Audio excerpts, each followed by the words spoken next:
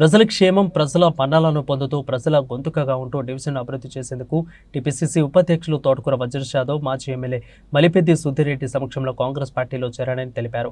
నా ఒక్క పిలుపుతో డివిజన్లోని కాలనీ ప్రజలు కదం తొక్కుతూ నా మీద గౌరవంతో సుమారు 150 మందికి పైగా కాంగ్రెస్ పార్టీలో చేరాలని కాలనీ అధ్యక్ష కార్యదర్శుల విధంగా డివిజన్ ప్రజలకు, ప్రముఖులకు, మైనార్టీ సోదరులకు, పిఎస్ కేజీ యువసేనకు ప్రత్యేక ధన్యవాదాలు తెలిపారు.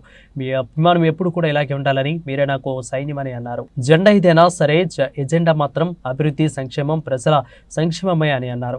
ఇక ప్రతిరోజు అనుకున్న దానికంటే ఎక్కువగా కార్యక్రమాన్ని విజయవంతం చేసి ప్రతి ఒక్కరూ పేరు పేరున కృతజ్ఞతలు తెలిపారు.